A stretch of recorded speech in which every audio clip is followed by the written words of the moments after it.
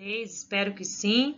A professora Tati está aqui hoje para mais uma aula aí de história, tá? Fica ligadinho, porque hoje nós estaremos aí falando sobre a Macedônia, no capítulo 6, um tema novo, então preste muita atenção, tá bom? Gente, é o seguinte, como nós havíamos, né, falado aí nos temas anteriores sobre as duas super, né, aí, cidades, a cidade polis, que era Esparta e Atenas, nós agora vamos falar sobre a Macedônia e nós não podemos deixar de falar sobre que as cidades-estados gregas aí, elas enfrentaram lutas constantes entre si, né? E o objetivo de cada cidade era manter o quê? O poder ali sobre as demais, inclusive da Macedônia. Por essa razão aí, como já nós vimos, né, essas cidades gregas aí, elas formaram, né, ligas e confederações, como a Confederação de Delos, a liderança de Atenas, depois nós temos aí a Liga de Peloponeso, né, depois nós também temos aí a liderança de Esparta, enfim, gente, nós vamos falar hoje sobre um carinha aí, né, que contribuiu muito para o desenvolvimento da Macedônia, né, que chama-se Filipe. Filipe, ele voltou para a Macedônia e ele estava no poder, né, ele fazia parte aí, um rei, né, ele foi coroado rei, e ele voltou aí para a Macedônia, porque ele tinha ido em uma das suas batalhas, né, e aí ele voltou no ano aí de 359 a.C., e ele foi coroado a rei, passando a ser conhecido como Filipe II, tá? E um dos seus projetos ele dedicou ao quê? À organização e também ao fortalecimento aí do exército macedônico, tá bom? E o objetivo aí era conquistar a Grécia, tá bom? Porque lembra que a Macedônia, antes de Filipe, ela já tinha sido atacada pelos atenienses, tá bom? Pelos espartanos. E aí, o que acontece? Filipe, quando chegou, ele foi coroado a rei, e aí um dos projetos dele foi fortalecer, né? Aí organizar o exército macedônico para que eles pudessem ir lá, tá? E conquistar também o território da Grécia, tá? Mas lá em Atenas, gente, foi percebido que que acontece? Os gregos eles formaram um exército, né, para enfrentar a Macedônia na Batalha de Queroneia, que fala. A chamada Batalha de Queroneia foi uma batalha onde que foi criada aí pelos atenienses para lutar contra a Macedônia, tá? E uma das suas estratégias militar, né, a Macedônia ainda conseguiu superar, tá, os gregos. Filipe II e seu exército venceram essa batalha e Macedônia passou a dominar a Grécia. Então vamos lá, para o próximo. Vou colocar aqui para vocês verem o slide que eu preparei sobre Filipe ainda. Ó, olha o que você vai aprender nessa aula aí, ó. Sobre o declínio das cidades-estados gregos, então sobre o declínio da Grécia, tá? Porque Filipe entrou e começou a dominar tudo. Sobre o Império Macedônico, foi quando Filipe entrou e ele levou, né, Macedônia a um certo império. E sobre o helenismo, tá bom? Vamos lá. Aí tem o momento deles na guerra, tá? A batalha disso representou a conquista da Pérsia pelos macedônios, conduzido por Alexandre o Grande. Nós também vamos falar do Alexandre, tá? Antes disso, os macedônios já haviam conquistado as cidades-estados gregas. Com o Império Persa, as cidades gregos aí puderam sucumbir a um reino pequeno como a Macedônia. Império Macedônico. Vamos lá. Os historiadores, eles conhecem a origem exata do povo da Macedônia. Sabe-se que eles viviam ao norte da Grécia e a língua falada era o grego. Cerca de 400 anos antes de Cristo, a capital do reino era a cidade de Egas, e após essa data passou a cidade de Pela, onde Filipe nasceu, em 382 a.C., tá? Qual que era a intenção de Filipe? Ele tinha intenção de conquistar outras terras, além da Grécia. Lembra que ele foi lá e dominou a Grécia? Aí, então, a Grécia ficou sob o domínio dos macedônicos. Então, ela se tornou uma Macedônia, tá? Seu objetivo era formar um império também. No entanto, pouco tempo depois da conquista das cidades gregas, em 336 a.C., Filipe II foi assassinado.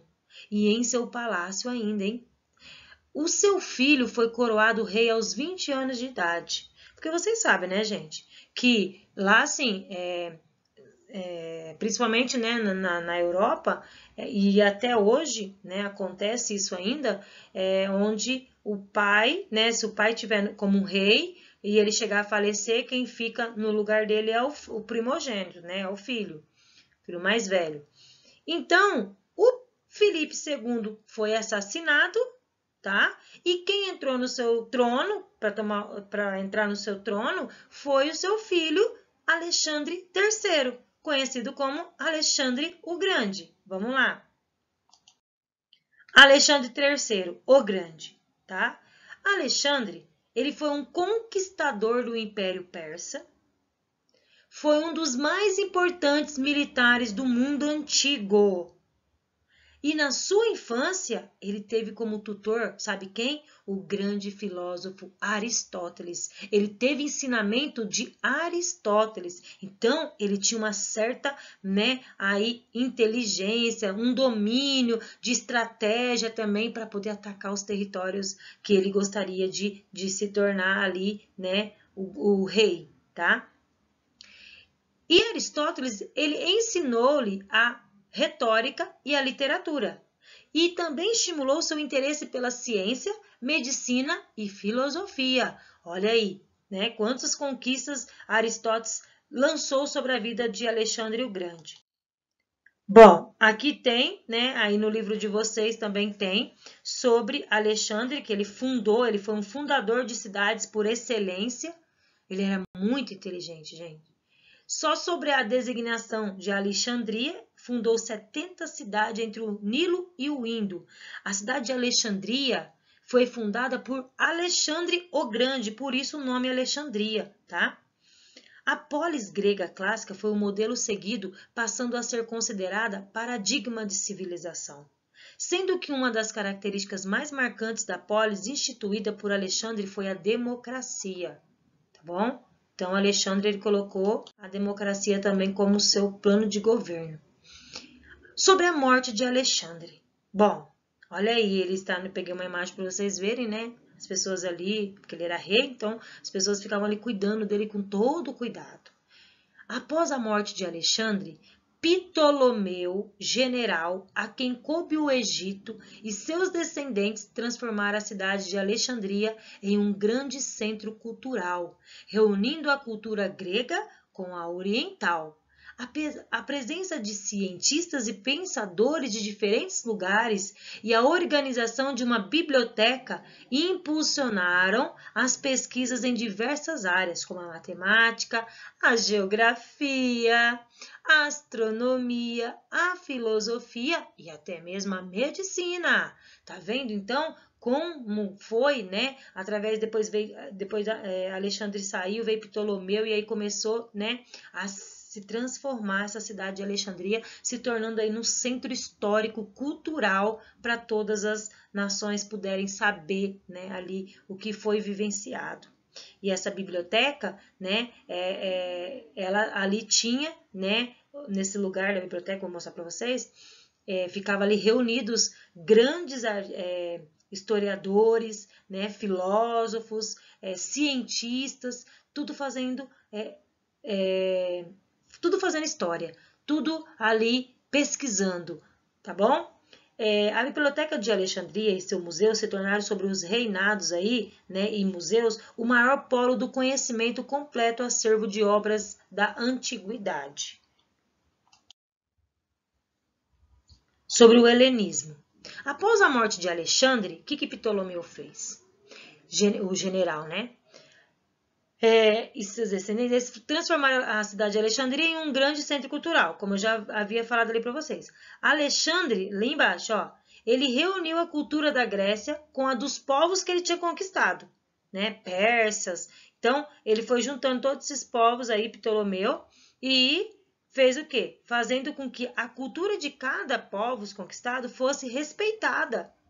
Com o passar do tempo, houve uma fusão, tá, dessas diferentes culturas e assim surgiu o helenismo. O que é o helenismo? Esse termo teve origem lá na palavra Hélade, tá? Terra dos helenos, como era chamada a região onde viviam os gregos, tá bom? Aqui era a biblioteca, gente. Aqui é puro livro aqui que tá aqui do lado, ó. Esse aqui é uma biblioteca, tá? Aí tá os cientistas, historiadores, filósofos da vida. A biblioteca, ela foi o lugar mais famoso da Alexandria, tá? Mas a cidade tinha outros importantes lugares, como o zoológico, o museu, o jardim botânico. Além disso, sábios, né, de diferentes partes do Império Macedônico moravam em Alexandria, ou eram, né, de cultura dali, que existia ali. Alguns deles eram o matemático como Euclides, Arquimedes de Siracusa e Apolônio, os astrônomos como Aristarco de Samos, Hiparco e Ptolomeu, geógrafos como Eratóstenes, os médicos como Galeno, filósofo como Plutarco, poetas como Calimaco, que também, né, ele era um bibliotecário, um Teócrito, né? Tá bom? Então, nessa biblioteca se reuniam esses grandes mestres aí para poder, né, desenvolver cada vez mais e preservar a cultura e ela ser respeitada de todos aqueles territórios que tanto Alexandre o Grande, quanto Ptolomeu, quanto também Filipe dominaram, tá bom? Bom, a herança. Qual a herança do helenismo, né? Ó, eu peguei para vocês aí esses dois post aí para vocês, e este é Ptolomeu, olha aí que está do lado. O que Ptolomeu afirmava? Qual que era a teoria dele?